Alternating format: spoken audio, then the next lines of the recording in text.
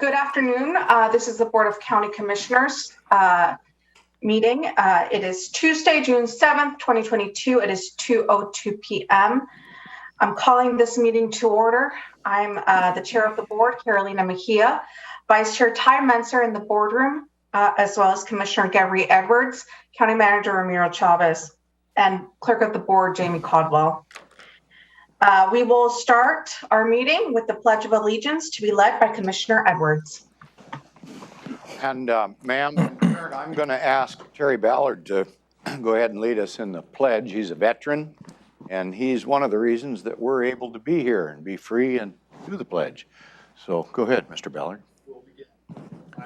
Allegiance to the flag of the United States of America and to the republic for which it stands, one nation, under God, indivisible, with liberty and justice for all.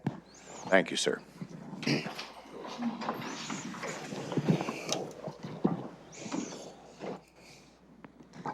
Thank you. Next, Vice Chair Menser, would you like to do land acknowledgement? Yes, ma'am. We would also like to start today with the land acknowledgement. We would like to acknowledge the Indigenous Salish peoples who have lived on and cared for the land and waterways of this county since time immemorial and who still inhabit the area today, specifically the Squaxin Island, Nisqually, and Chehalis people, our sovereign tribal partners. Truth and acknowledgement are critical to building mutual respect and connection across all barriers of heritage and difference. The purpose of this acknowledgement is to disrupt ongoing erasure of injustices done and to remember history as a stepping stone towards healing. Thank you. Next is the approval of the Tuesday, June 7th, 2022 agenda. Madam Chair, I move to approve the proposed agenda for Tuesday, June 7th, 2022. Second. It's been moved and seconded. Any discussion? No, ma'am. Oh, I'll call for the vote. Commissioner Edwards? Aye. Commissioner Menser? Aye. Commissioner Mejia? Aye. Next is the approval of the board meeting minutes from May 24th, 2022. I move approval of board meeting minutes from May 24th, 2022. Second. It's been moved and seconded. Any discussion? No, ma'am. I'll call for the vote. Commissioner Edwards? Aye. Commissioner Menser? Aye. Commissioner Mejia? Aye. Thank you. We will be having a presentation today, but I just want to mention to the public, I wish I was there with you today, but unfortunately I did have a sick child, so I have to Zoom in today. With that, we'll move on to the presentation. It is a proclamation for LGBTQ plus Pride Month. Thank you, Madam Chair. This is an opportunity for the Board of County Commissioners to proclaim June 2022 as LGBTQ plus Pride Month in Thurston County. We have members of our community today present, so we'll ask them to come to the podium, introduce yourselves, and you can share your thoughts related to this proclamation. Will be very appreciative. Thank you.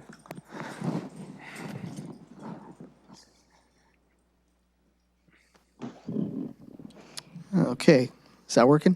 Yes. Okay. Ladies and gentlemen, members of the commission, thank you very much for having us here today. My name is Lucas Miller. I am a board member of PFLAG Olympia. As many of you know, Olympia just celebrated its annual Pride celebration this past Saturday.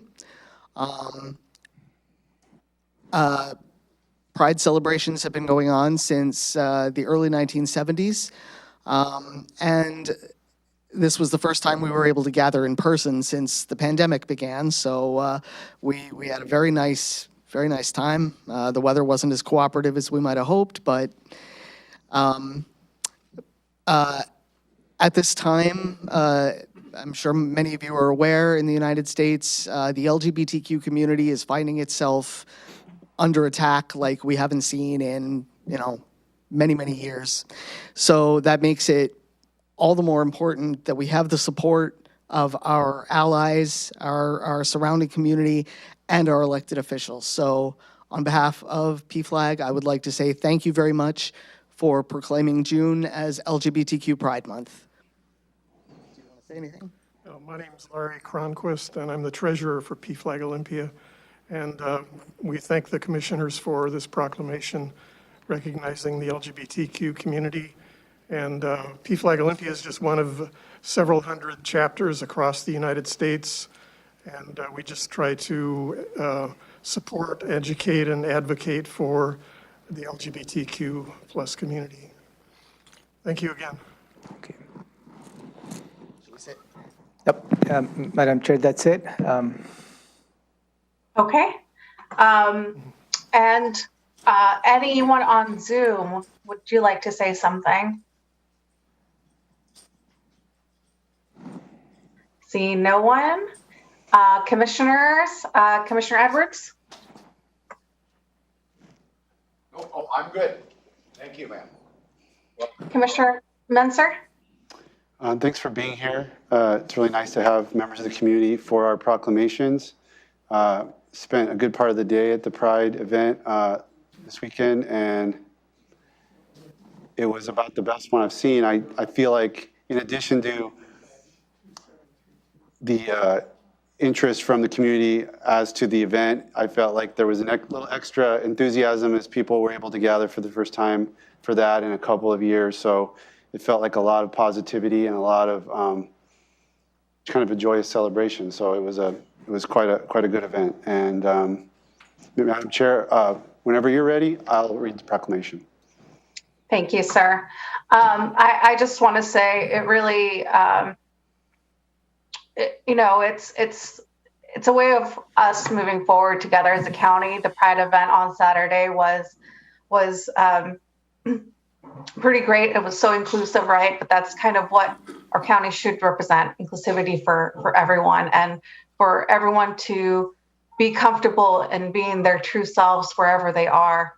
And that's of course my hope, not only for our community members, but as well as for our employees. And so, I know PFLAG's doing a lot of great work, as well as Stonewall, and so, as well as other organizations here, Pizza Clutch.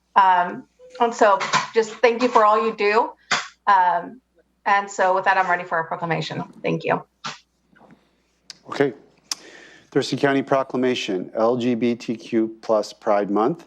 Whereas the month of June is designated as Pride Month to commemorate the Stonewall riots in June of 1969, which are generally recognized as the catalyst for the lesbian, gay, bisexual, transgender, and queer, or LGBTQ rights movement.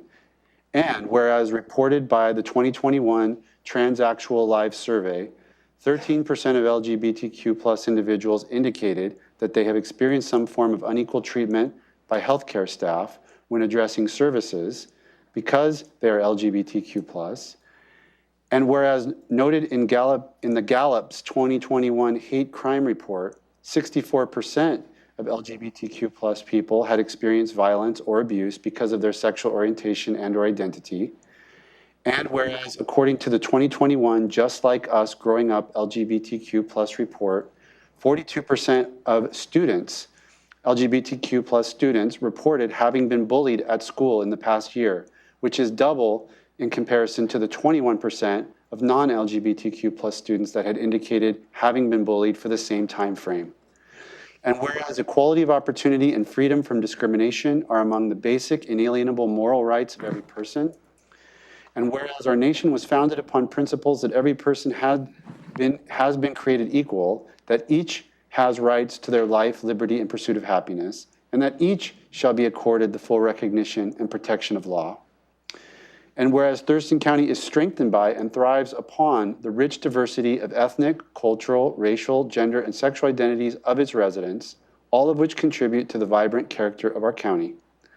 And now, therefore, be it resolved, the Board of Thurston County Commissioners hereby proclaims June 2022 as LGBTQ plus Pride Month in Thurston County and encourages all residents to recognize the contributions made by members of the community and to actively promote the principles of equality, liberty, and justice, adopted this 7th day of June, 2022, Board of County Commissioners.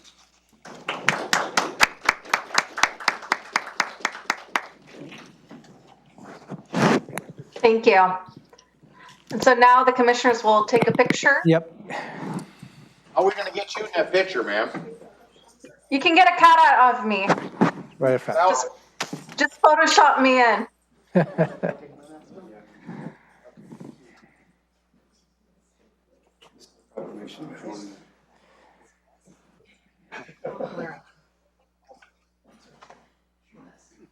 Can you open the proclamation?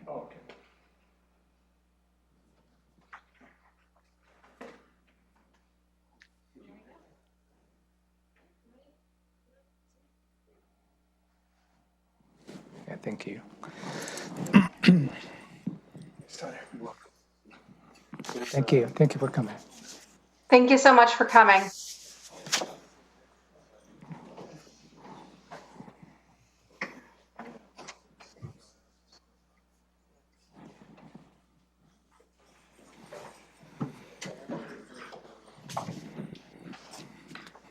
Okay, everyone ready? Yep, go ahead, ma'am. Next up? Okay. Next is an opportunity for the public to address the board. There are some guidelines for public comments. The Board of Thurston County Commissioners welcomes comments from the public. However, there are some guidelines governing such comments to ensure they are appropriate and do not take advantage of the fact that most meetings are televised. The general speaking guidelines are as follows. Please introduce yourself, including the applicants who reside in the county. Please address the board, not the audience or staff. Please silence your cell phones for those in the boardroom. The board does not respond to public comments on a need basis. The county manager will follow up with specific items. Speakers are limited to a total of 4 minutes to address the board. Meeting attendees cannot donate their speaking time to another person. No comments that are lewd and offensive, inflammatory, hateful, defamatory, or discriminatory in nature. Please be respectful. No outbursts of any kind. No comments that are commercial in nature, such as promotion of a for-profit business. All materials provided to the county may be considered public records, subject to public release upon request pursuant to the Public Records Act, Chapter 42.56 RCW. No remarks about pending land use permits or similar matters that could eventually come before the board on appeal, and no electioneering.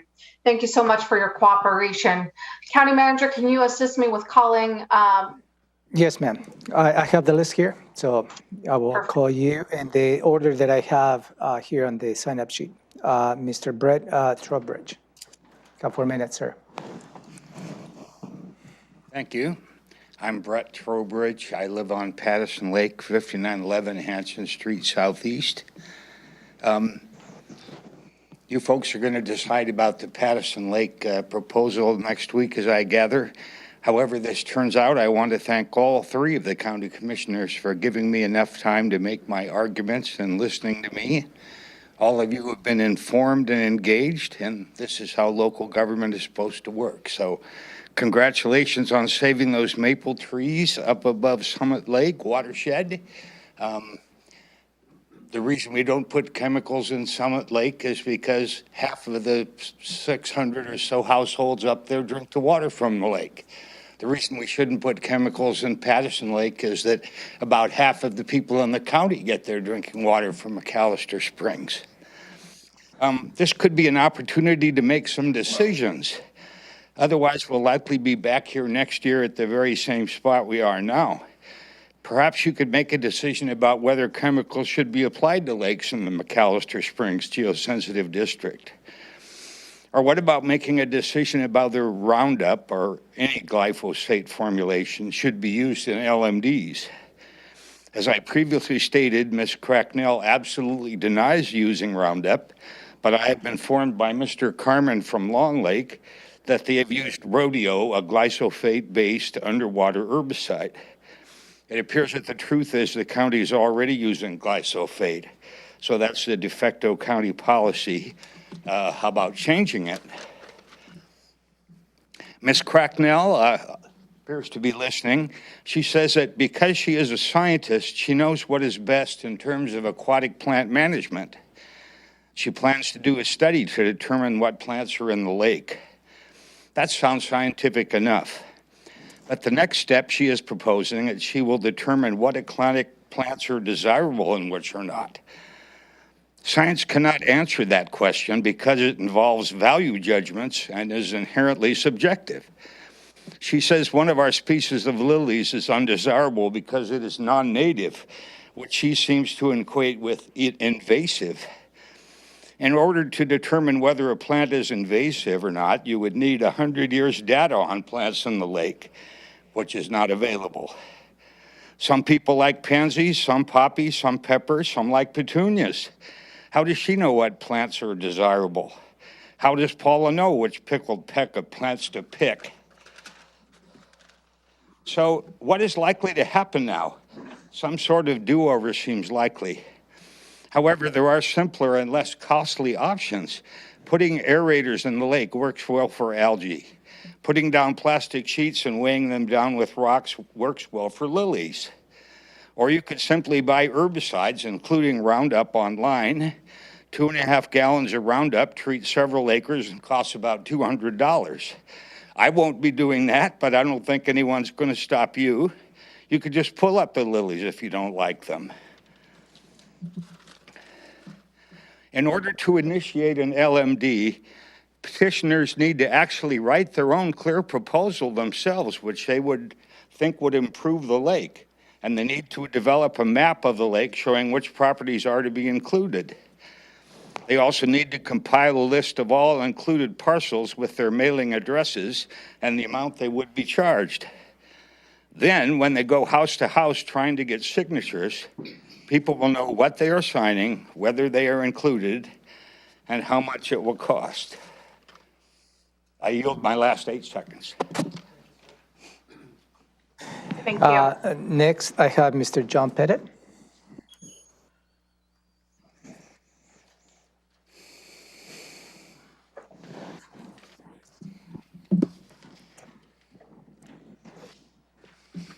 Good afternoon, Commissioners. My name is John Pettit. I was intending to give a proclamation to the Board of County Commissioners today, but because unfortunately we don't have everyone in attendance, I'll be waiting on that. Perhaps in another week or two, we'll have that come out. I do have a couple of major concerns, and one of them is the abuse of the unincorporated portion of the county. And people say abuse of what's happening.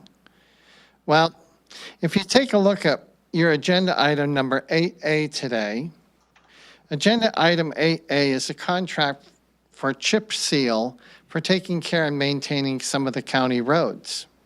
Now, the only roads the county actually maintains are the ones that are in the unincorporated, meaning outside of the city limits.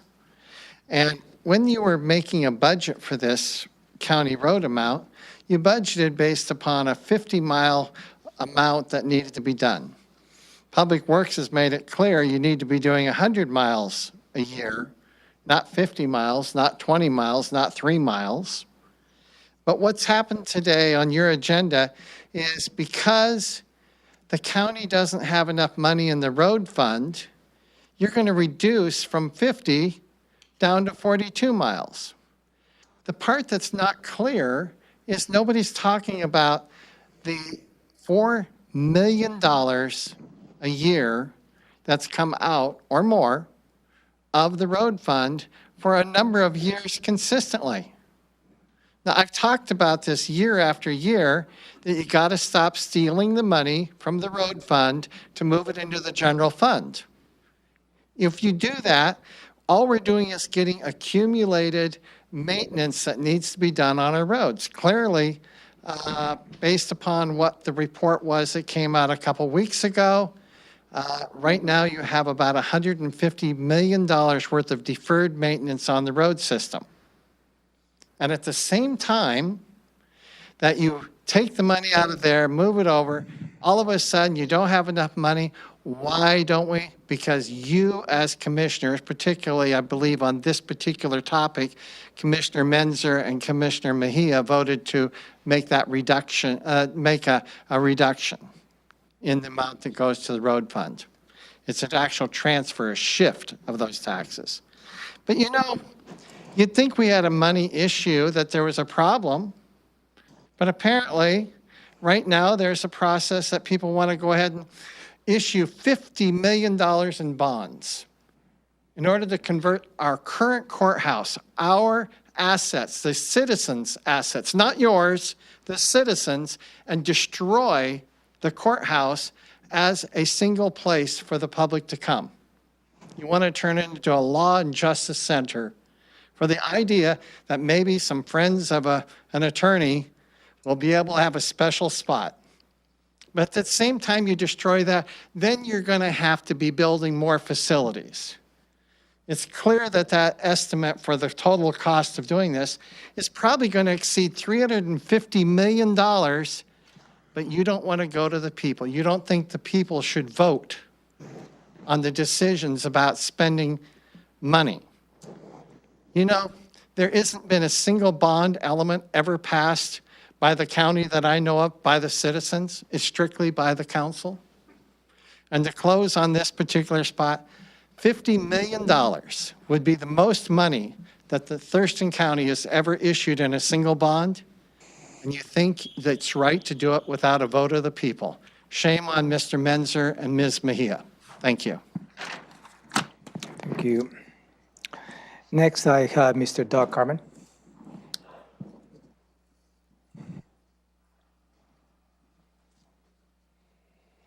Thank you, Commissioners. I'm Doug Carmen. I live in the county on Cairo Road in Lacey urban growth area. My presentation to you on May 24th regarding Lake Management District expenses in representing the Lake Lawrence and Long Lake steering committees contained in attachment 1 as an example of what you could give staff regarding your intent in how they should manage the Long Lake or the Lake Management districts. In that attachment 2 paragraph, that attachment, 2 paragraphs were included which were supposed to have been deleted in our review process. Commissioner Menzer pointed this out in the May 25th meeting, and I appreciate that very much, Commissioner Menzer.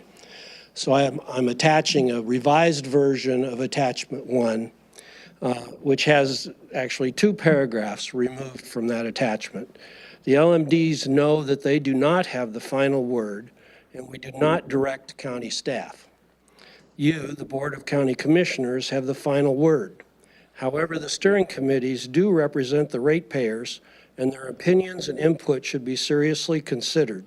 So I apologize for the error and the confusion this may have caused. Excuse me. And now I'd like to just be representing Long Lake.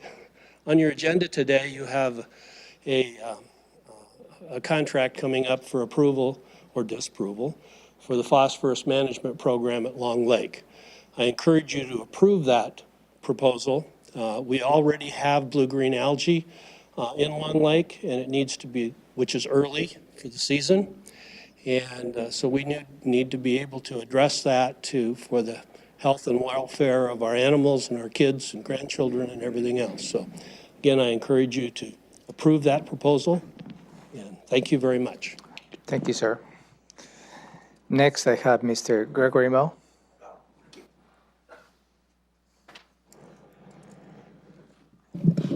Good afternoon, Commissioners. Gregory Moe. I live out near Nisqually Reach. If you'll indulge me for a moment, there's some flags for you.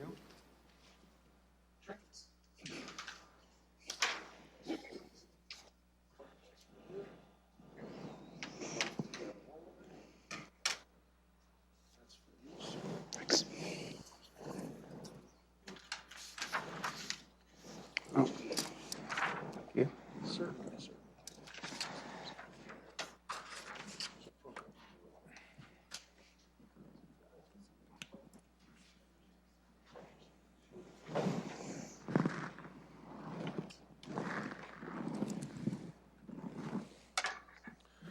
So guess what next Tuesday is?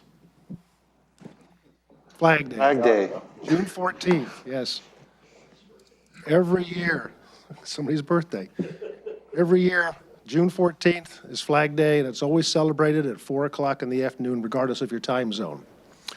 And every year it's done here in Thurston County at the Lacey Flag Pavilion, which is out there by Applebee's in the Sears parking lot. It's also going to be a Gold Star occasion as well. Lacey's working on turning that Civic Plaza into a Gold Star Memorial as well. It is a Tuesday. It is at 4 o'clock. Next Tuesday, we'll have to cancel the commissioners' meeting so that you can be there. Pretty easy for you all to do, right? Thank you. Any questions? And this is an invitation for the entire county and the world. Anybody can attend. So we hope to have a lot of people out there. Any questions? Okay. Thank you. We have a guest speaker? Yes. Yes, thank you. Thank you, Greg. Next, I have Mr. Terry Ballard.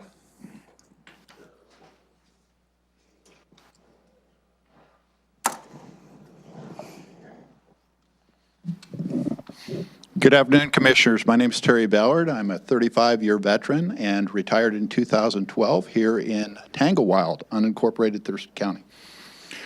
I'm a long-term veteran, and I don't like people taking advantage of veterans in any way, shape, or form. I noticed that July 1st is coming up, and that's where we get a Board of Health. We're going to get a revamped Board of Health. RCW 70.05.030 dictates that. I hope it's not like your salary board where you need 10 members and you never get 10 members. Okay. Also, I'm just wondering about rental assistance and that all for the veteran organizations. You know, we got a veterans hub that's owned by the city of Lacey and not the county. And they're asking us for $30,000, what, a year for 3 years for rent? For what? I don't know, for what? For putting a nationally recognized veteran organization in there for a service officer who can get a free room, free space, free everything as per 73.04.070? Okay, and if he rents outside of the city or Lacey or whatever, the city or municipalities, he can ask for rent coming back. And that's in RCW 73.04.080. I don't understand why Lacey is saying that they're committing $100,000 per year as per their mayor and asking us for money out of the Veterans Fund, which goes towards everything but a veteran. How many veterans have we served this month out of the Veterans Assistance Fund that everybody pays for in Thurston County? Are we paying more for the employee, the 40-hour employee? Yes, we are. Are we paying more for rent out of the health and out of the health department spacing? Yes, we are. We're doing everything we can to spend the money, and it has about $1 million carryover from last year. But we're asking for more money, just like the road fund. We're going to spend it someplace else, and we're going to ask for money. Okay? That's really nice. And as far as these lake districts, I'm really concerned about these lake districts. Why are we paying for algae or anything to do with a waterway that is owned by state? Where's the state money? Why are we paying for that? I understand about the trees and the land and all that in the Lake District, but I don't understand why any money is going towards a lake that is owned by the state. Okay? Anytime you want to fix my yard up or fix my house, just come on. Hey, you can pay all the money for me. I'll be. This was just muted, so I cannot hear Mr. Ballard. Go ahead. Is that better? And so, Civil Rights Act, 1964, okay? It abolished the Jim Crow laws, which were written by the Democrats, by the way, okay? That's equality for all. If anything is based on race, color, creed, natural origin, or gender, that's called discrimination, or better yet, that's called racism, okay? And to go against the masses because you decide that you're being discriminated or racist, that's called reverse discrimination and reverse racism. Where does that come from? I'm a trained equal opportunity representative out of the Army. I have 8 years of experience doing that, working in that field, and I have 80 hours of formal training for that, okay?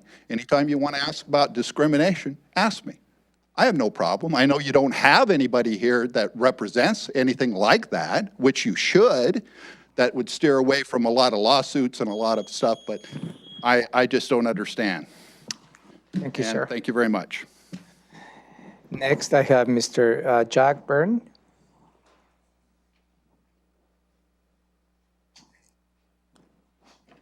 Thank you. My name is Jack Barron. I live across the road from the fairgrounds. And I'm concerned about what seems to me the vast amount of gun shows that go on there. Why does the county sponsor these gun shows? Is it a feeling that we need more guns on the street?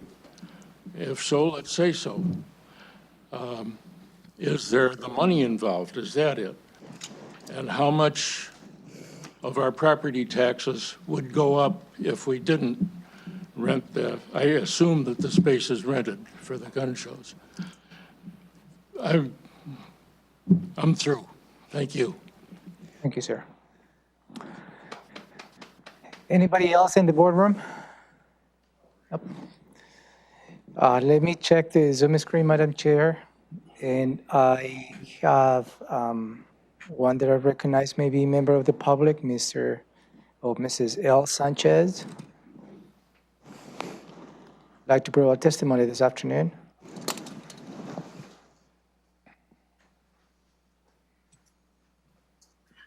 Hi, that's Mick Sanchez, but okay. I was asked to attend, but I'm not really sure what you were expecting me to share. So, you were part. Yeah, sorry, you were part of the Pizza Clutch. Yes, I'm a representative of Pizza Clutch. Yeah, yes, we already had the LGBTQ plus proclamation early on the agenda. Okay, great. I apologize. Thank you for. I apologize. Thank you. Next, I have Ms. Katrina Collar Wilson. No comment, Chavez. Thank you. Okay. Thank you, Madam Chair. And that concludes public testimony. Thank you. Thank you. Okay. Next is County Manager's update. I don't have any specific updates for you today. Thank you. Next, consent items or item. Is there a motion? I move to approve consent item 3A. Second. So moved and seconded. Any discussion? I'll call for the vote. Commissioner Edwards? Aye. Commissioner Menser? Aye. Commissioner Mejia? Aye. Moving on to department items. Items 4A, approval of the voucher list. Thank you, Madam Chair. No, I cannot hear you. Can you hear me? Now I can. Okay, thank you, Madam Chair. For you, this is related to the weekly voucher list. Under normal circumstances, this particular item is in your consent agenda. Commissioner Edwards has tasked me to review the items related to the voucher list. And if I find an item related to payments on the 3000 Pacific, to bring this as part of the department item for the board to exercise individual votes. So before you is the voucher list for the week of May 16, 2022, for a total amount of $1,638,985.94. Within this document on page 32, there is a payment related to the 3000 Pacific, also known as the atrium, for $339.10. Any questions? Questions, Commissioner Edwards? No questions at this time. Thank you. Questions, Commissioner Menser? No, ma'am. With that, I'm ready for a motion. I move to approve the voucher list for the week of May 16th, 2022 for a combined amount of $1,638,985.94. I'll second. It's been moved and seconded. Any discussion? No. Hearing none, I'll call for the vote. Commissioner Edwards? Nay. Commissioner Menser? Aye. Commissioner Mejia? Aye. Commissioner Edwards, your microphone is off, so I'm sorry, sir, I couldn't hear you. That was a nay, ma'am. Thank you. Okay, next, moving on to central services, item 5A, ballot processing design contract. Good afternoon, Commissioners. Jason Ash, Facility Services Manager. I'm here this afternoon asking for approval with the AE contract with the on-call vendor, Thomas Architecture. for design and post-construction services for the ballot processing center. It's located at the Mottman Complex, which we recently purchased, and I'm here if you guys would like any more information. Questions? Commissioner Edwards? Yes, I have one question. Go ahead. This contract has been in place for a number of years, and we're going to do our 15th amendment. I'm just wondering when that actually started, that contract. Would county manager, maybe Robin Kemp, would you know? About, 2 years ago, 3 years ago, what was it?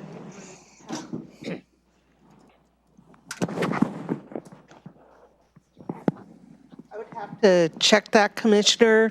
Robin Campbell, Assistant County Manager. I would have to check and see when that contract was originally signed. I believe we go out on a RFP every few years, but to give you a specific date, I would have to check on that.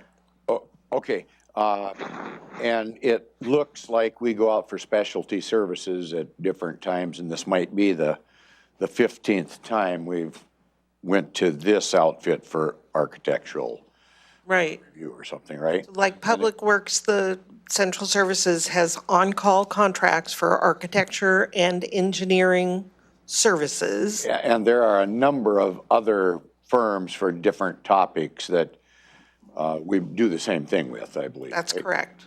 Okay, thank you. Thank you.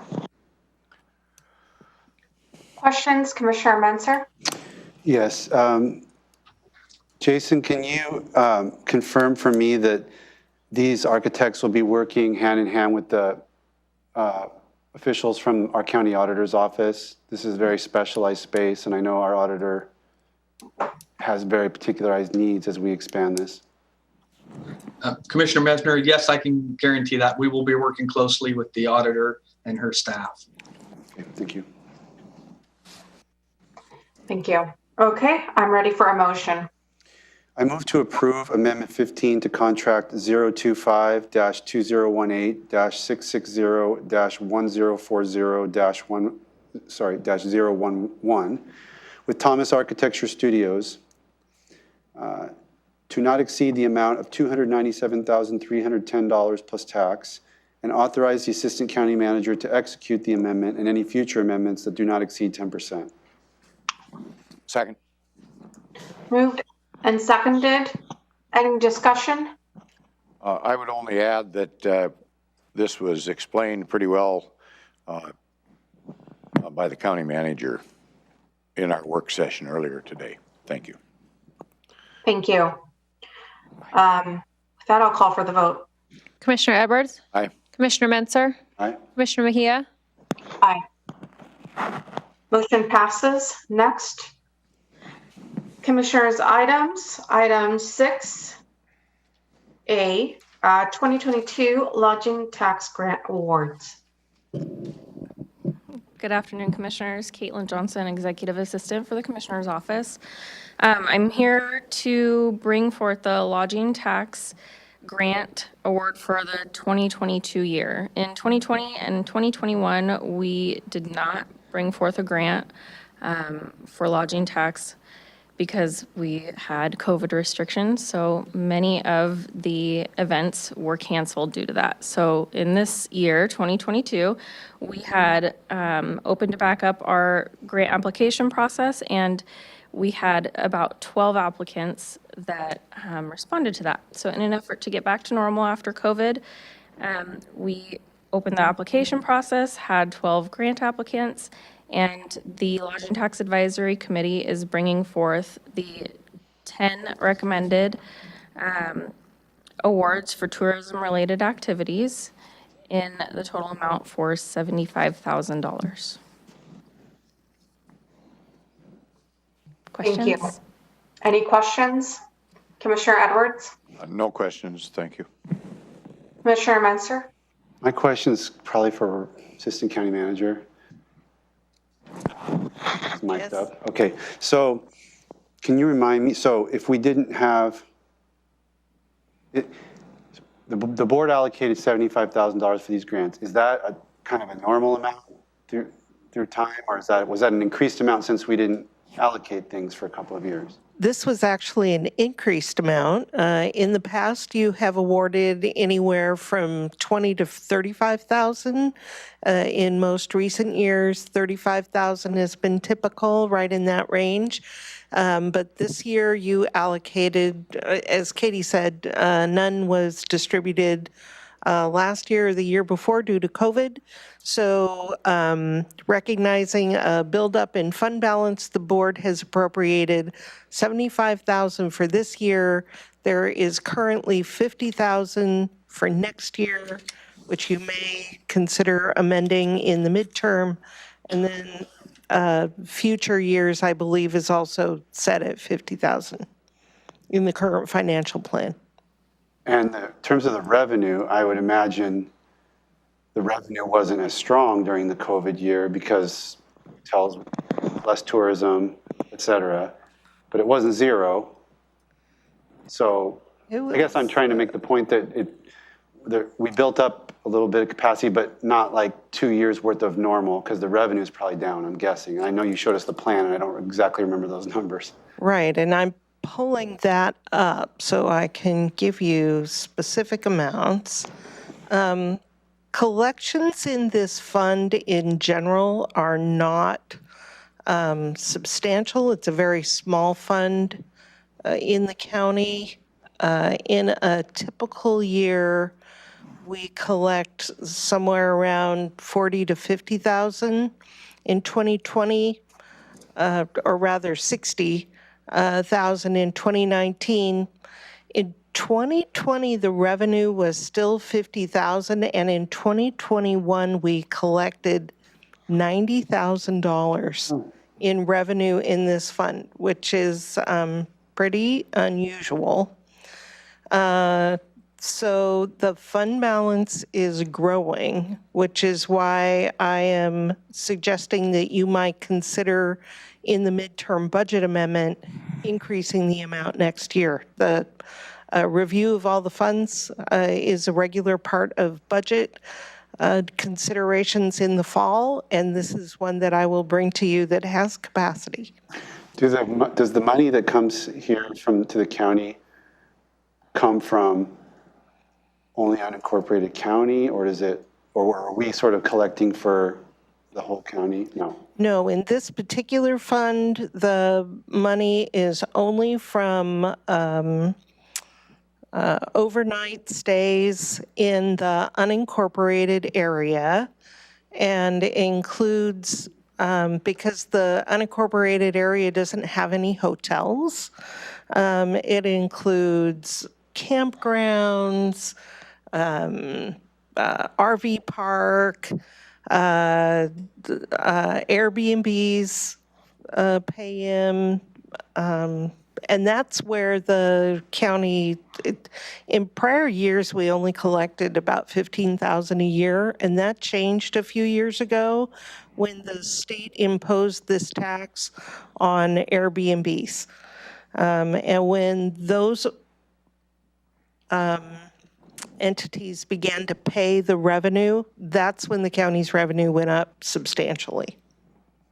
But the cities get revenue from this source. The cities take in a much larger amount of revenue compared to the county under this particular tax. And do they have a grant program like ours? They do. Any jurisdiction that collects this tax must have a LTAC, which stands for Lodging Tax Advisory Committee, to accept applications on use of the fund and recommend to the governing body of the jurisdiction how the funds be used. That's part of state law. So we have an advisory committee that's particular to the county? Yes. And they're not, I'm guessing based on these recommendations, they're not limited to projects within only unincorporated Thurston County? That's correct. Looks like most of them are, but there's a couple for Lacey. Yeah, these do not have to be solely in the unincorporated area. They do have to be within Thurston County, but not necessarily in unincorporated Thurston County. The theory being that tourism benefits can benefit across the county, whether or not. Yes. Okay. I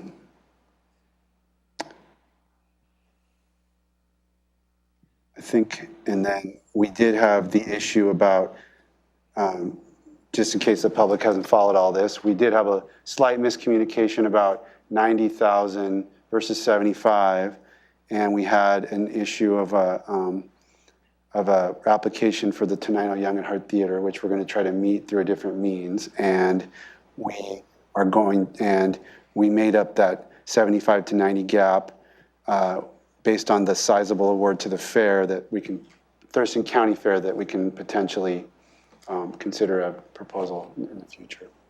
Yes. Yes, I would agree with all that. Okay, thank you. Those are my questions, Madam Chair. Yeah, perfect. Okay, with that, I'm ready for a motion. I move to approve the 2022 lodging tax grant awards for the following tourism-related activities in Thurston County. Town of Bucota for $5,000, Thurston County Fair and Events for $15,000, Lacey South Sound Chamber of Commerce Digital Experience for $10,000, Lacey South Sound Chamber of Commerce South Sound Barbecue Festival for $5,000, City of Rainier for $5,000, South Sound Maritime Heritage Association for $10,000, Team Tomorrow LLC for $7,500, Tenino Area Chamber of Commerce for $5,000, Washington State Senior Games for $7,500, and Yelm Chamber of Commerce for $5,000, for a total of $75,000. Second. Moved and seconded. Any discussion? I'll call for the vote. Commissioner Edwards? Aye. Commissioner Menser? Aye. Commissioner Mejia? Aye. Next is Public Health and Social Services. Item 7A, approval of amendment number 4 to the Washington State Department of Health 2022 through 2024 Consolidated Contract number CLH 31030. Good afternoon, Commissioners. Kurt Harden, Interim Director for Public Health and Social Services. I'm here requesting the Board of County Commissioners approve Amendment 4 to the State of Washington Department of Health Consolidated Contract, also known as the CONCON, contract number CLH 31030. This amendment increases the contract amount by $690,449 for a total contract amount of $6,777,418. This amendment provides funding for COVID response, including vaccination. And the Board of County Commissioners approved the base contract on January 11th, and then approved Amendment 1 on March 15th, and then approved Amendments 2 and 3 on April 26th. The Department of Health will continue to send additional amendments for scopes of work and funding for this contract. This contract is the mechanism used to transmit federal and state funding for public health services to the county, and this contract runs through December 31st, 2024. Subject to your questions, I request the board approve the amendment and authorize the interim director of public health and social services to sign this amendment and future amendments that do not exceed 10%. Thank you. Questions? Commissioner Edwards? No questions. Thank you. Commissioner Menser? No. Okay, I'm ready for a motion. I move to approve Amendment number 4 to the State of Washington Department of Health Consolidated Contract number CLH 31030, providing an additional $690,449 for a revised maximum consideration of $6,777,418 for the duration of January 1st, 2022 through December 31st, 2024, and authorize the Interim Director of Public Health and Social Services to sign the amendment. Second. It's been moved and seconded. Any discussion? No, ma'am. I'll call for the vote. Commissioner Edwards? Aye. Commissioner Menser? Aye. Commissioner Mejia? Aye. Next is item 7B, Medicaid Transformation Project Year 6 Amendment, Cascade Pacific Action Alliance. Good afternoon, Commissioners. Chris Hawkins, Program Manager with Thurston County Public Health and Social Services on Education and Prevention. Here today to request that you approve this contract amendment for 2022, actually into early 2023. This is a continued effort supported by the Cascade Pacific Action Alliance to conduct Medicaid transformation project programs that our department is working on. These include, for Thurston County, our opioid response efforts on prevention, so trainings on preventing overdoses from opioids. It includes a maternal child health program, delivering nurse-family partnership in our county. And it also includes our Living Well Thurston chronic disease self-management education program, which helps people living with chronic health conditions to manage their conditions better. All of which contributes to the triple aim of the Medicaid transformation program, which is improving health care quality, as well as reducing costs and improving health outcomes for the 7-county CPAA region. So we originally got this funding awarded in 2018 through an application for an RFP that CPAA put out at that time. And each year we've been renewing it with an amendment. This is the 6th year of the Medicaid Transformation Program, an extension year. So we're very pleased to be able to continue these services and work together with partners in the region to deliver Medicaid transformation activities and programs. So we're here today to request that you approve this amendment that would grant us $105,608 this year. And with your approval, subject to your questions, we would be happy to continue this work. And we ask that you approve this and any amendments to this contract amendment that don't change the approved dollar amount by more than 10%. Thank you. Happy to answer any questions. Thank you. Questions, Commissioner Edwards? No questions, thank you. Commissioner Menser? No questions. I'm ready for a motion.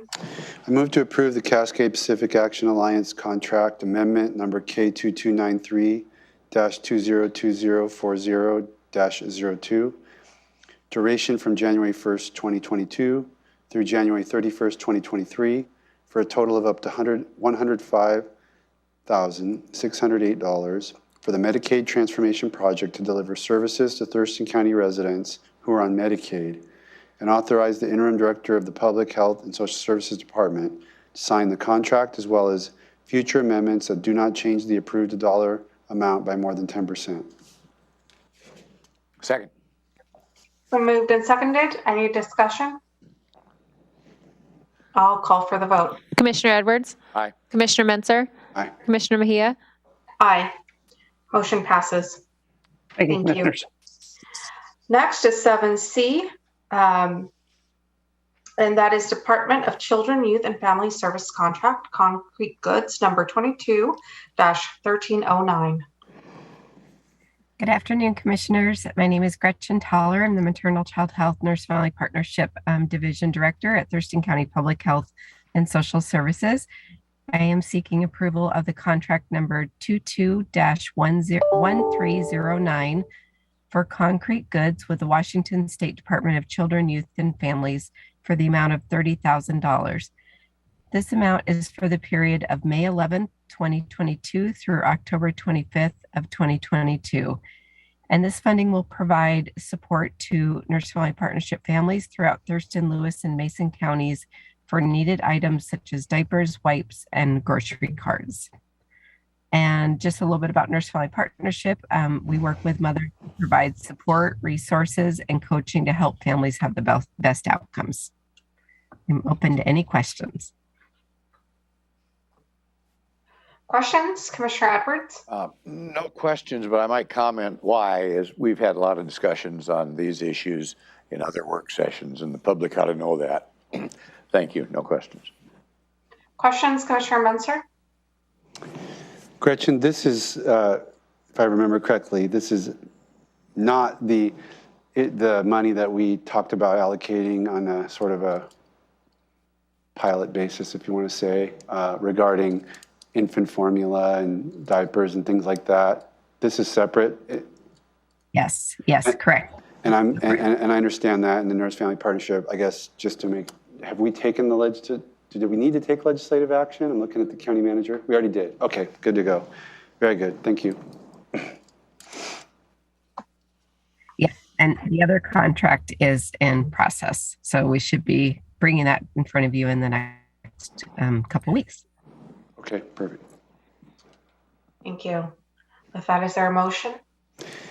Yes, I move to approve service contract for concrete goods number 22-1309 with the Washington State Department of Children, Youth, and Families for the amount of $30,000 for the period of May 11th, 2022 through October 25th, 2022 to provide funding to the Nurse Family Partnership to purchase and provide concrete goods to low-income families in Thurston, Lewis, and Mason counties, and authorize the Interim Director of Public Health and Social Services to sign the agreement and any amendments that do not exceed 10%.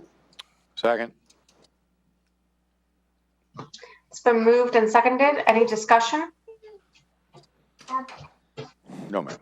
I'll call for the vote. Commissioner Edwards? Aye. Commissioner Menzer? Aye. Commissioner Mejia? Aye. Motion passes. Thank you very much. Next is a request for proposals for HUD required 5-year consolidated plan.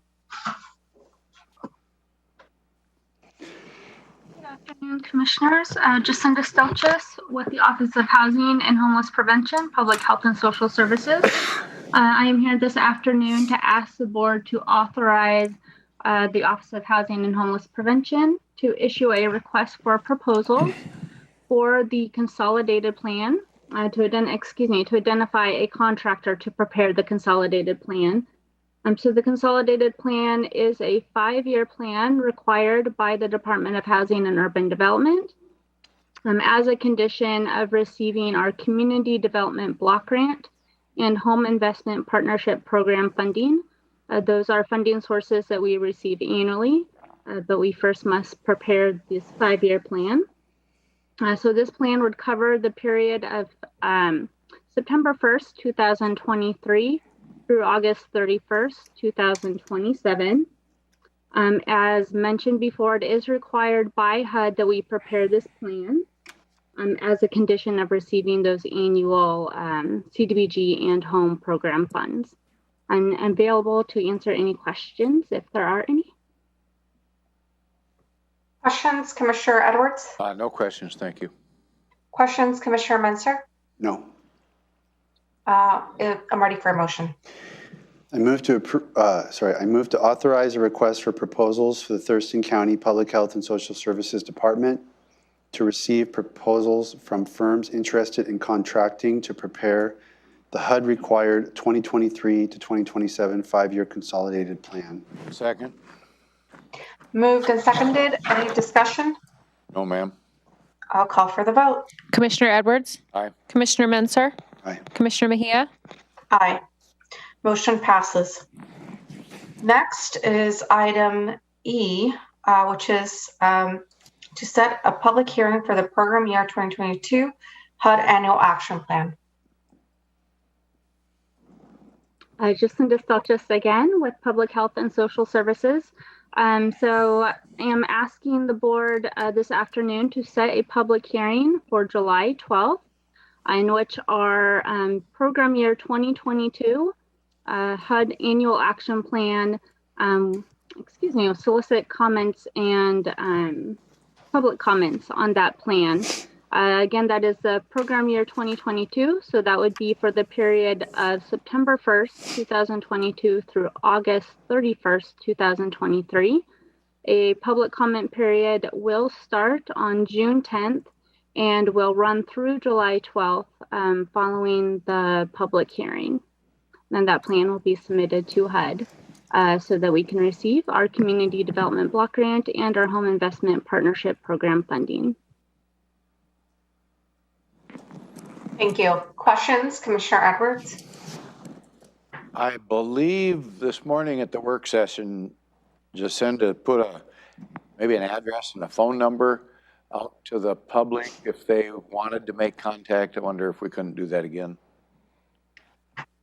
Thank you, Commissioner Edwards. Yes. So we will have a again, that June 10th through July 12th is a public comment period. Anyone interested in commenting on the plan or accessing the plan so that they may comment can contact me at jacinda.stelches@co.thurston.wa.us. There will also be my phone number 490-360-490-2626. We will also have an ad running in the Olympian and the legal section on June 10th that also will direct anyone interested in, again, how to submit comments or access that plan. It will also be available at the Public Health and Social Services building at 412 Lily Road Northeast. At the front desk, if anyone would like to stop in and access that or need any further direction on how to submit any comments on that plan. Thank you. Questions, Commissioner Menser? No. Okay, I'm ready for a motion. I move to set a public hearing for Tuesday, July 12th, 2022 at 3 p.m. or soon thereafter as the matter may be heard, to receive public comment and review the program year 2022 U.S. Department of Housing and Urban Development, or HUD, annual action plan. Second. It's been moved and seconded. Any discussion? No, ma'am. I'll call for the vote. Commissioner Edwards? Aye. Commissioner Menser? Aye. Commissioner Mejia? Aye. Motion passes. Next is the 2022 housing contracts. Good afternoon, Commissioners. Tom Webster with Public Health and Social Services. So I'm here to ask your approval to execute 14 contracts for housing and homeless services for a total amount of $1,906,915. These are a combination of funds that come to the county through the state Consolidated homeless grants, 2 local document and recording fees under House Bill 2163 and 2060 funds, as well as the federal home funds that Jacinda just talked about. We issued an RFP back in February. We received 25 applications with a total request of around $4.8 million. Applications were reviewed by the Regional Housing Council's technical review team and also the RHC funding work group, with recommendations made to the full RHC. So the recommendations we bring forward to you today have been approved and are recommended by the Regional Housing Council.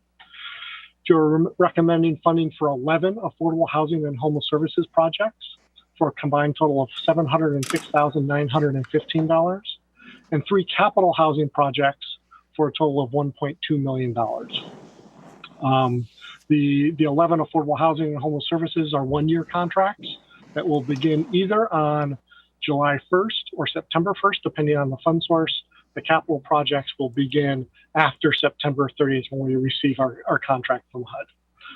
And with that, I'm happy to answer any questions.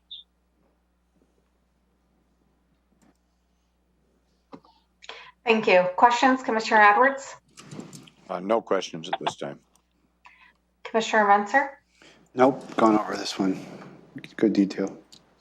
Okay, I'm ready for a motion.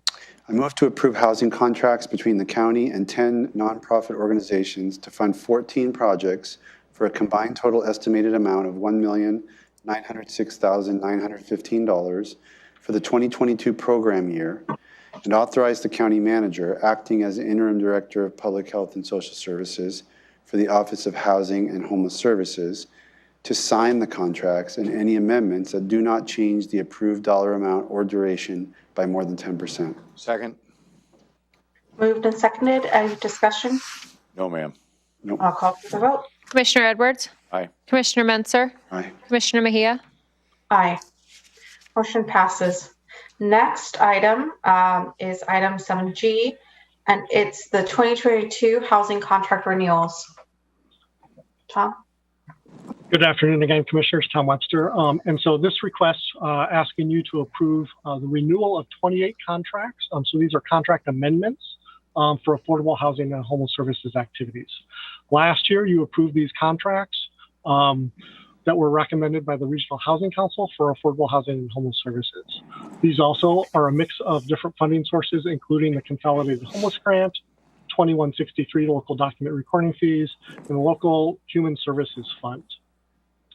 These contracts were awarded with an expectation of a second year, so there were two-year awards. However, we only issue 1 year of funding at a time. So based on performance and funds available, we come back and ask for a renewal to amend the contracts to add another year of performance and additional funding. So we have determined that performance for all these contracts is satisfactory and funding is available. So the Regional Housing Council is recommending to renew 22 contracts for a total of $2,951,500, as well as 6 basic needs contracts with the Human Services Funds for a total of $291,041. These contracts will also begin on July 1st or September 1st, and we'll add 1 year of performance for all these contracts. And I'm happy to answer any questions. Questions, Commissioner Edwards? No questions, thank you. Questions, Commissioner Menser? Sometimes it takes me 3 times or more to hear something before I really understand, and I'm sure you've said it exactly the same way, Tom, but it makes more sense to me today than it did this morning, so thank you. There's a lot going on. It can be confusing. Yeah, when we discuss all these items with the housing dollars and all the different sources, somebody made a chart of all the funding streams, and I saw this back when I was a candidate for office, and it's been updated. So I compared the two. It's like gotten doubly more complicated just in 4 years. The 2 charts that show the funding streams and what they can all be allocated to go toward. So that's very interesting. Okay, thank you. I'm ready for a motion. I move to approve 28 contract amendments for affordable housing and homeless services activities between the county and 14 nonprofit organizations for a combined total amount of $3,242,541 for the 2022 program year, and authorize the county manager acting as the interim director of public health and social services for the Office of Housing and Homeless Prevention to sign the contracts and any amendments that do not change the dollar amount or duration by more than 10%. Second. Moved and seconded. Any discussion? No, ma'am. I do have one other question, Madam Chair. Go ahead, sir. Tom, can you might have already said it, but if you did, I missed it. Can you explain what the 2022 program year means? Because it's not intuitive. Yeah, the 2022 program year is linked to the fund source. And so for our state funds, our 2022 program year begins on July 1st, 2022 and runs through June 30th of 2023.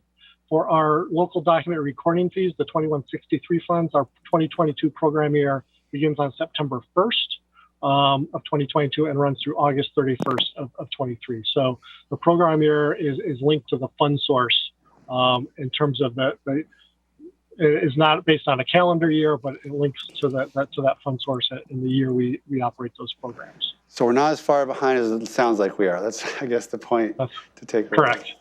To make it even more complicated. Yeah, we're right on schedule here. All right, thank you. Thank you. Okay, with that, I'll call for the vote. Commissioner Edwards? Aye. Commissioner Menser? Aye. Commissioner Mejia? Aye. Motion passes. Item 7H, approve interagency agreement with Department of Commerce for rent assistance. Tom? Hello, Commissioner. So this item before you is to approve an interagency agreement between the county and the Washington State Department of Commerce for the eviction rent assistance program for $7,535,849. We have received lots of rental assistance funding into our county over the last 18 months or so. Initially, when COVID first began in August of 2020, the Washington State Department of Commerce issued at that point, just over $3 million to the county over what they called the ERAP program, or that eviction rent assistance program. That amount was later increased to about $4.6 million. And then early in 2021, we received funding under the TRAP program, or what we referred to as the TRAP program, the Treasury Rent Assistance money. That was funding that came directly from the Department of Treasury. We received that both direct allocations from the Department of Treasury, as well as allocations via the Department of Commerce. That was called the Emergency Rent Assistance Program, which also had an ERAP acronym. But to distinguish between the two fund sources, we referred to that funding as TRAP, or Treasury Rental Assistance. As we wind down the Treasury Rental Assistance funding, the state is allocating another round of funding under the ERAP program, or that Initial Eviction Rent Assistance Program. They're calling it ERAP 2. And so they are awarding Thurston County this amount of funding. And so this action is to sign a contract with the Department of Commerce to accept this revenue. We hope next week to bring another agenda item for you to consider how to issue or award those funds to agencies. But this is just an action to receive these funds from the Department of Commerce. These funds must be spent by June 30th of 2023. And happy to answer any questions. And you're on mute, Commissioner Mejia. Of course. Thank you. Questions, Commissioner Edwards? No questions. We went over this this morning and other days as well. Questions, Commissioner Menser? No, ma'am. Okay, I'm ready for a motion. I move to approve the interagency agreement between Thurston County and the Washington State Department of Commerce for the Eviction Rent Assistance Program for $7,535,849 in funds, and to authorize the interim housing director to sign the agreement and any amendments that do not change the amount by more than 10%. Second. It's been moved and seconded. Any discussion? No, ma'am. I have a question. I'd like to know the interim housing director. Who is that? Sorry, that is the county manager. The county manager. So is that okay to be designated in that manner? Is it clear that that's you? It should be clear. I think in the future for this type of amendments, we just probably have the county manager, period, to eliminate any confusion. Yeah. You're okay with that? Yeah. Okay. Thank you. Thank you. Okay, I'll call for the vote. Commissioner Edwards? Aye. Commissioner Menser? Aye. Commissioner Mejia? Aye. Motion passes. Moving on to Public Works, item 8A, contract award for the 2022 chip seal project, CP number 9802022. Good afternoon, Commissioners. Scott Lindblom, County Engineer with Public Works. The item for your consideration this afternoon is the award of the 2022 chip seal project. You may recall on May 5th, we opened up bids for this project, and we received two bids. The low bid was from Doolittle Construction of Snoqualmie, Washington. Their low bid was in the amount of $4,048,738.04. That low bid exceeds both the engineer's estimate and the available chip seal budget. What we've been seeing locally, statewide, and across the nation is that bids for these types of projects have seen a rapid and significant increase due to the increases in material costs, fuel costs, and shortages of qualified labor in the trucking industry. Initially, we anticipated completing 50 miles of chip seal work on our county roads. With the bids being higher than we planned, we reduced the scope to meet our budget. At this point, we are planning on chip sealing 42 miles of county road, and it's at the same unit cost as the original bid, and we'll be, with your approval, be working toward awarding that contract. The 8 miles that we are removing from the contract, the county road operations crews will be doing some work on those roads, including crack sealing, doing some repairs, which include dig outs, patching, and thin overlays. And that we expect to keep the life of those roads until we are up in that same neck of the woods, chip sealing again in about 8 to 10 years. Chip seal is a road surface treatment that preserves the life of our roads by up to about 10 years or so by applying a thin layer of asphalt with embedded aggregate on the top of that. This project is in the 2022 Public Works budget, the 2022 to 27 Transportation Improvement Program, and is in alignment with the county's strategic plan, Initiative 8, support robust and well-maintained infrastructure systems for a thriving economy. I'd welcome any questions that you might have.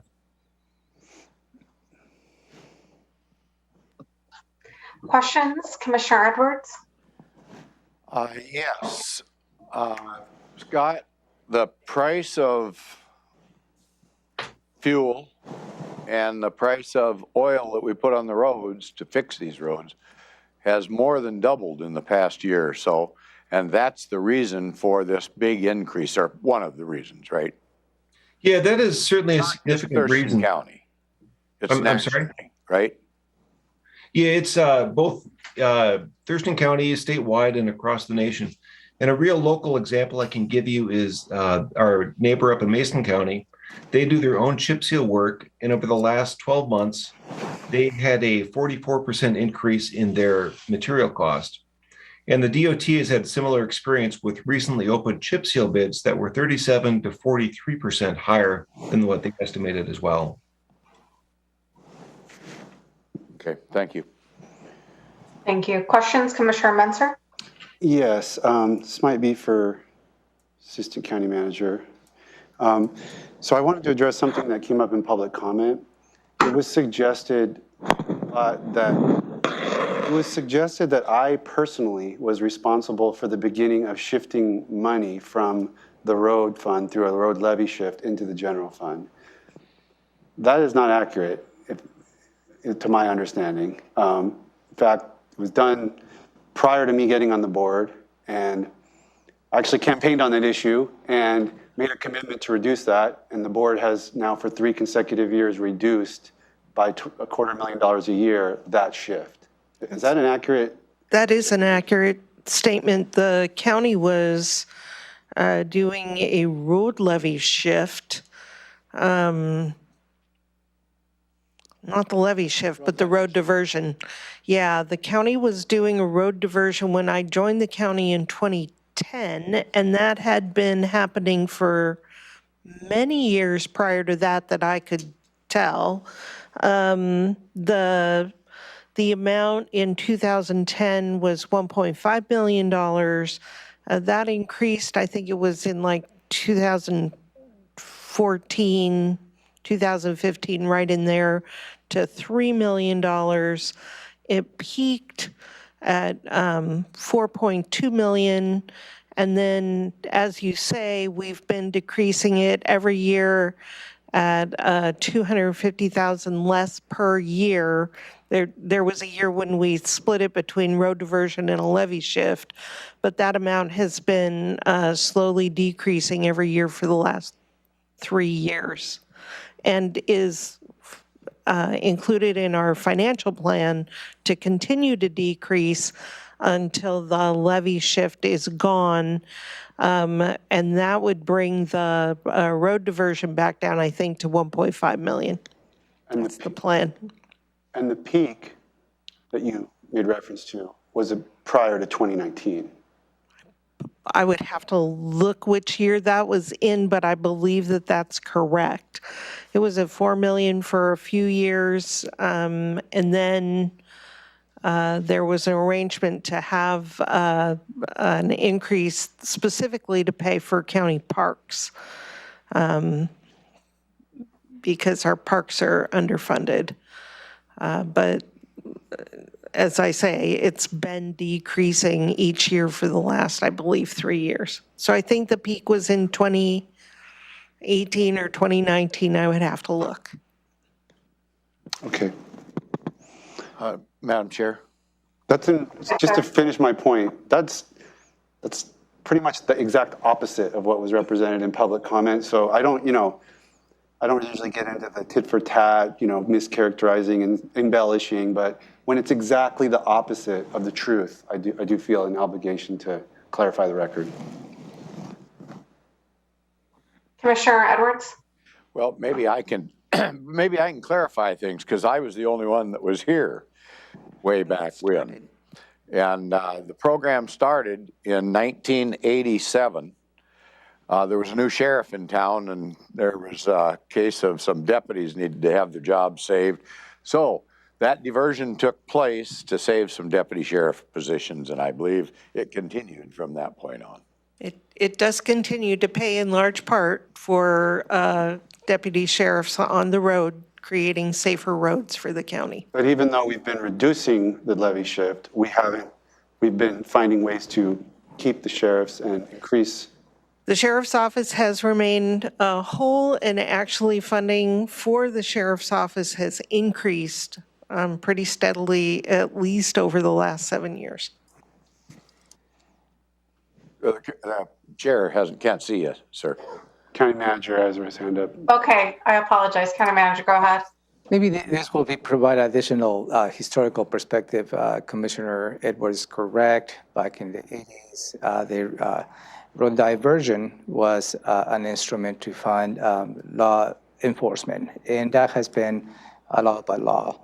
And over the years increased to just about the levels that Robin stated. But back in 2016, we had a conversation with the County Road Administration Board, in which the road diversion was way more than what they perceived to be allowed by the use of law enforcement.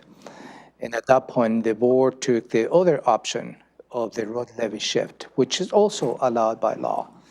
And so since, I believe, 2017 is where the county has exercised the two options. Is the road diversion, which is law enforcement, which stays about 1.8, I believe. And the remainder is the road levy shift. So the road levy shift option, which is, again, allowed by law, was exercised at the beginning of 2017. And it's because of that, I can give you way more details on the conversation that I myself had with the County Road Administration Board related to this matter back in 2016. So I would also add that Thurston is just one of the majority of counties in Washington State that does, almost every county does road diversion or a levy shift or a combination of the two. Yeah. Coming from Pierce County is the highest in the state on road levy shift. Thank you. Your timeline is consistent with my recollection, so I appreciate that. And I joined the board in 2019, for the record. Okay, with that, I am ready for a motion. Okay, I move to award the contract for the 2022 chip seal project, CP 98022, to Doolittle Construction LLC of Snoqualmie, Washington, in the amount of $3,377,827.83, and to authorize the Director of Public Works to execute the contract and any change orders for this project due to unforeseen conditions only, not for changes in scope, up to 10% of the contract, or $337,783, or an aggregate of $3,715,611. Second. It's been moved and seconded. Any further discussion? I'll call for the vote. Commissioner Edwards? Aye. Commissioner Mentzer? Aye. Commissioner Mejia? Aye, motion passes. Next is item 8B, contract award for Long Lake algae control. Good morning, Commissioners. Good afternoon. Paula Cracknell, Thurston County Public Works. I'm the Aquatic Resource Specialist, and I oversee the Lakes Management Programs. I'm here today for your consideration to award a contract for the Long Lake Algae Control Program for the Long Lake Management District. On April 28th, a total of one proposal was received by a company that specializes in aquatic algae management to conduct a two-step phosphorus management project for the Long Lake Management District. The proposal was received in response to the RFP advertised on April 14th on the Olympia newspaper and on the Thurston County RFP Opportunities webpage. The proposal was scored according to the categories listed in the RFP and gave a numerical value to the contractor's qualifications, experience, field and data recording expertise, and reasonable cost estimates. The proposal was from Aquatechnics LLC and was reviewed by Public Works staff. The contractor is qualified to perform the services, and the cost estimates provided in the proposal are reasonable and within the approved budget for the 2022 phosphorus mitigation and algae control project. This contract will provide for planning and implementing phosphorus mitigation for algae control using aluminum sulfate and Phoslock, two phosphorus binding compounds that have demonstrated effectiveness of algae control in lake systems. The applications of these products will follow the guidelines in the Washington State Department of Ecology Aquatic Plant and Algae Management Permit, which Thurston County manages and maintains. The applications will reduce excess phosphorus available in the water column that fuels algal blooms. Algae blooms can become toxic and have a negative impact on water quality and public health, and reduce recreational opportunities due to public lake closures. The phosphorus mitigation and treatment planning are determined by staff and the Long Lake Management District Steering Committee volunteers who work in partnership to complete work plans that improve and preserve the health of Long Lake. And with that, I'm open to questions. Thank you. Thank you. Questions, Commissioner Edwards? No questions. This has been discussed quite a bit. Thank you. Thank you. Questions, Commissioner Menser? This may, excuse me. Sorry, I don't think I've asked this particular question. You said that these two products are authorized under Tecology's permit guidelines.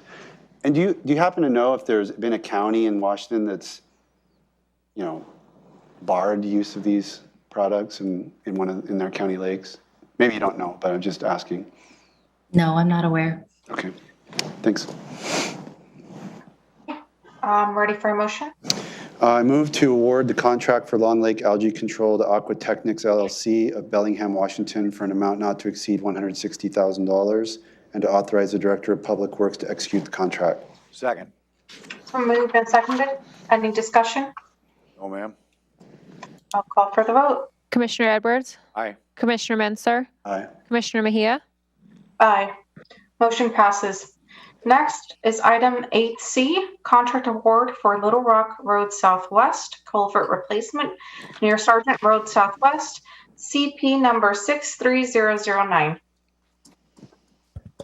Yes, good morning. Good afternoon, commissioners. My name is Ryan Blazer. I'm a civil engineer in Thurston County Public Works. I'm here to request the board award the construction contract for the Little Rock Road Southwest Culvert Project, County Project, or CP number 63009. This project is part of the Thurston County Public Works Fish Passage Enhancement Program. On May 12th of 2022, a total of 5 bids were received to construct this project. Bids were received in response to advertisement in the Olympian and the Daily Journal of Commerce and posted on the Builders Exchange of Washington website. The low responsive bid was received from Olson Brothers Excavating of Puyallup, Washington, with a bid of $1,097,472.25. Public Works received a $45,000 grant for construction costs from the Salmon Recovery Fund, administered through the Recreation and Conservation Office. The total project cost for this project is estimated and anticipated to be approximately $1.8 million, which includes other expenses such as alternative analysis, engineering design, right-of-way permitting, construction administration, and the purchase of the new structure. The new structure, the culvert, was previously purchased through a separate solicitation, which saved us 3 months of lead time. Little Rock Road Southwest is a well-trafficked road with an average daily traffic count of 3,200, which presents a constructability challenge. Public Works will maintain 1 lane of traffic during construction to avoid the need for a 9-mile detour, which would be about 13 minutes. The replacement of the Little Rock culvert will open approximately 1.7 miles of habitat for salmon. This project is one of 2 new projects that will be constructed this year through the Fish Passage Enhancement Program. Established in 2017, this program is entering its 5th construction season. With the addition of habitat gained from both projects this summer, the total mileage of spawning and rearing habitat opened by the program since inception is approximately 17 miles. This project is in the current 2022 Public Works budget, the 2022 to 2027 Transportation Improvement Plan, Capital Facilities Plan, and is in alignment with the county's strategic plan, Initiative 8 to support robust and well-maintained infrastructure systems for a thriving community, and Initiative 9 to support environmental health and climate stabilization. And with that, I open it up to any questions that you may have. Thank you. Questions, Commissioner Edwards? Thank you, Ryan. You gave us a presentation this morning on this same topic, and we've had numerous discussions on this same issue, and thank you very much for your presentation. No questions. Thank you. Questions, Commissioner Menser? No questions. Thank you. Ready for a motion. I move to award the contract for the Little Rock Road Southwest culvert replacement near Sargent Road Southwest project CP 63009 to Olson Brothers Excavating Inc. of Puyallup, Washington in the amount of $1,097,580 and to authorize the Director of Public Works to execute the contract and any change orders for this project due to unforeseen conditions only, not for changes in scope, up to 10% of the contract, $109,758, or an aggregate of $1,207,338. Second. It's been moved and seconded. Any discussion? Yes. Go ahead, sir.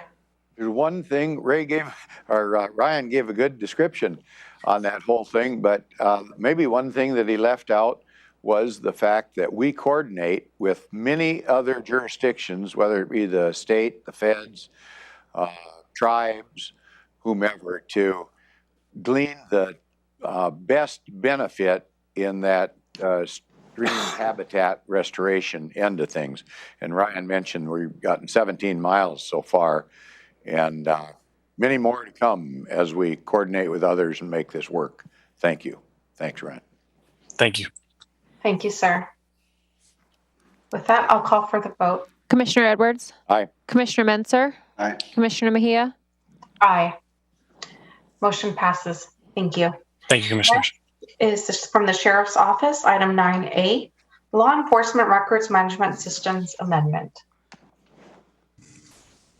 Good afternoon, Commissioners. Ray Brady, the Undersheriff with the Sheriff's Office. This request before you is to approve and sign a Law Enforcement Records Management System Agreement, also known as LERMS, with the cities of Lacey, Olympia, Tenino, Tumwater, and Yelm, and they're referred to as a consortium. Currently, the Sheriff's Office records management system and jail management system is in need of replacement. The current system we have is EDEMS. We were provided the opportunity by the LERMS board. They voted to allow Thurston County to join with them in their LERMS system. They are currently getting ready to go out for an RFP to replace their system. So this is a great opportunity for the Sheriff's Office to partner with the police departments from those cities in joining their effort to replace that system. We strongly feel that this provides increased partnerships, transparency, and allows for the sharing of records between all of the agencies.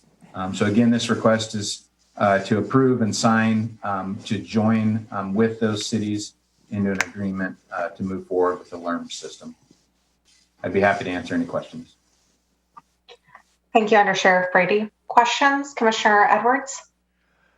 I don't have as much of a question as a comment. I want to compliment the Undersheriff, Mr. Brady, and Sheriff Snaza for finally getting to fruition on this particular project, because I know it's been going on for at least 25 years trying to accomplish this joint effort to better serve the citizens of Thurston County. So thank you, Ray and Sheriff Snaza, about getting this done. Thanks. Thank you, sir. Thank you. Commissioner Menser, questions? No questions. Okay, with that, I'm ready for a motion. I move to approve and sign the Law Enforcement Records Management System Agreement with the cities of Lacey, Olympia, Tenino, Tumwater, and Yelm. Second. It's been moved and seconded. Any further discussion? I'll call for the vote. Commissioner Edwards? Aye. Commissioner Menser? Aye. Commissioner Mejia? Aye. Motion passes. Thank you. Next is from Superior Court, item 10A, Superior Court Treatment Services Contract Amendment. And Sabrina Peck. Good afternoon. I am here today to request that the board approves our treatment services contract amendment 1 in the amount of $20,000, which would change the contract from $58,942 to $78,942, and authorize the Superior Court judge to sign that amendment. This amendment only increases our contract amount and no other terms of the contract. Our financial projections have indicated that our current funding level will not carry us through the end of the contract period, which is June 30. And so we want to make sure that we have the funds to cover the anticipated costs of service through the period of the contract.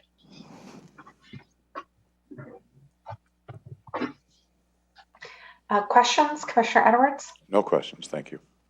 Questions, Commissioner Menser? No, ma'am. I don't have any questions as well. I'm ready for a motion.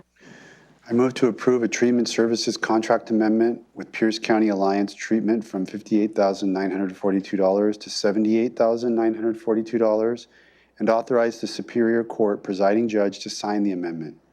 This amendment only increases the funds associated with the contract and is not intended to change any other terms of the contract, including the term August 1st, 2021 to June 30th, 2022.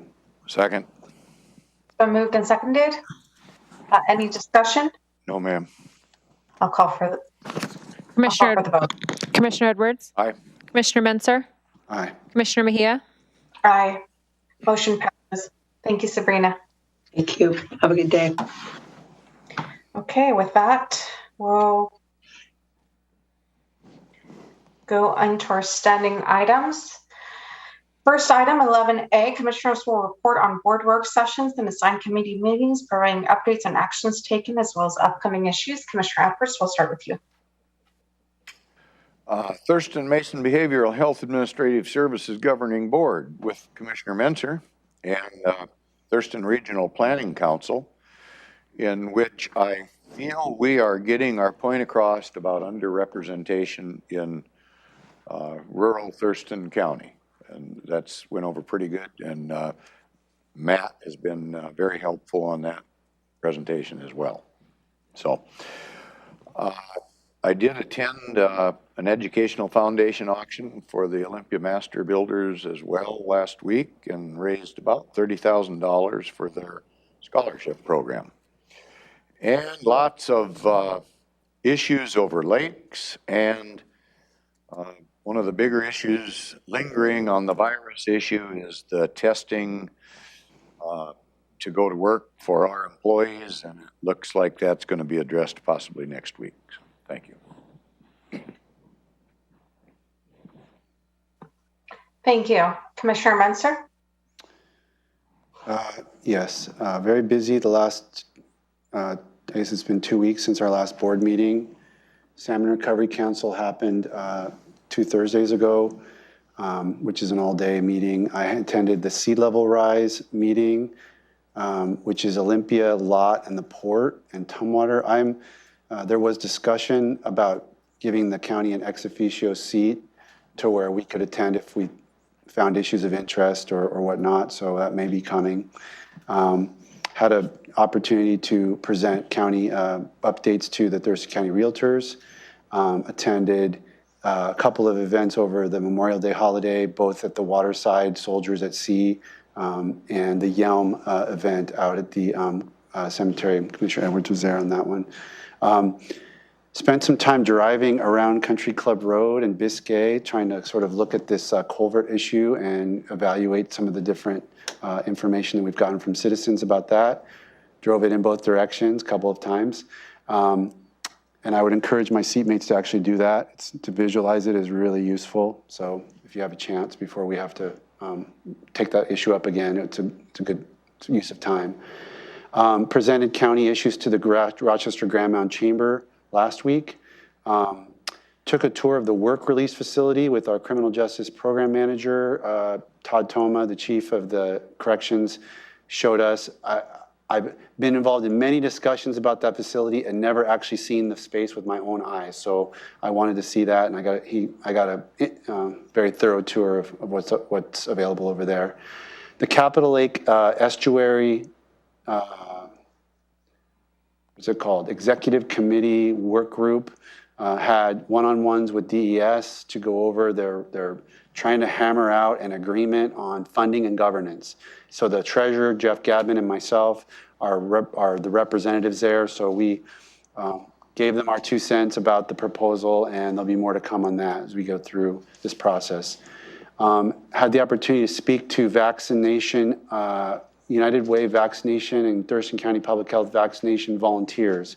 All the folks that pitched in to get our vaccination clinics stood up all during the pandemic. We said thank you to them, and had some sandwiches and cake and a nice time at the fairgrounds last week. Toured the Washington Center for the Performing Arts to see they've got a capital campaign going, and they're trying to raise funds for a major renovation of that space in downtown Olympia. The Emergency Management Executive Seminar was last night, where we revisited the Disaster Recovery Council and went through some exercises, which was a good thing to do because a lot of elected leaders have turned over since we first got that going in early 2019. Everybody, I think, got a good taste of what that process is about. As I said earlier in the meeting, was at the Pride event downtown over the weekend. Very well attended, even with the crazy weather. It was a good event. And then I've been spending a lot of time on working on DNR issues. Newspaper reported what the commissioners did regarding Summit Lake. I put that letter together, and I'm working on another set of issues regarding our legacy forest and Capital State Forest. So more to come on that, but that's been sucking up a lot of my time. Thank you. For me, the Emergency Food and Shelter Program, they reviewed the grants. Today, over the past month, we've been doing basically the grading of the grants.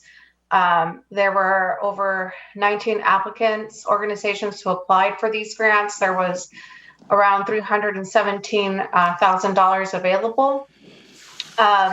So those awards will be announced and coming out soon. So there was a lot of site visits and a lot of work that went into that. I attended the emergency services presentation last night. Also the WASAC virtual assembly. I also attended the vaccination clinic volunteer appreciation with United Way. I want to thank United Way for hosting that at the fairgrounds because definitely appreciate all of our volunteers. I attended the Experience Olympia and Beyond annual meeting, and I got to participate in their celebrity squares. And it was fun. I appreciated the invitation for that. SWAC meeting, nothing really to report on that. And I also attended the South Puget Sound Community College Scramble on Friday. So other than that, that is all I have to report. County Manager will now review the Board of County Commissioners schedule for the week of June 7th, 2022. Thank you, Madam Chair. Let me walk you through your combined schedule for this upcoming week, where at least 2 commissioners will be present. Nothing after this meeting is completed. Tomorrow, Wednesday, June 8th at 11 in the morning, you have been invited to attend the Thurston County Chamber Forum, which is going to be located at the Olympia Hotel, Capitol Lake, 2300 Evergreen Parkway in Olympia. Following tomorrow, June 8th at 1 in the afternoon, you have a briefing on the Pac Mountain annual report. At 2 in the afternoon tomorrow, you have a briefing related to Central Services Department restructure plan and potential reclassifications within that structure. On Thursday, June 9th, you have been invited at 7 in the morning to participate on Celebrating Fatherhood event, and that is going to be located at Capital Regional ESD 113 at 6005 Tyee Drive Southwest in Tumwater. 9 in the morning on Thursday, June 9th, You have a briefing from the Prosecuting Attorney's Office related to the backlog efforts and other challenges. And at 2 in the afternoon, Thursday, June 9th, you have a follow-up briefing related to the Lake Management District's requests. Nothing on your combined schedule on Friday, June 10th. Moving on to Monday, June 13th, at noon, you have your standing Washington State Association of Counties Virtual Assembly. And on Tuesday, June 14th, at 9 in the morning, you have your regular agenda setting where you will be reviewing the agenda for the afternoon of the Board of County Commissioners as well as the agenda for the Board of Health. And you do have a public hearing related to the Board of Health, June 14 at 4:30. Well, you'll be receiving public testimony related to amendments to Article 1 of the Sanitary Code of Thurston County. Thank you. Thank you. And just to let the public know, I will be Zooming in next week as I will be out of town for the Tuesday meeting. With that, is there any commissioner item? No. Okay. We are adjourned. Thank you. Thank you.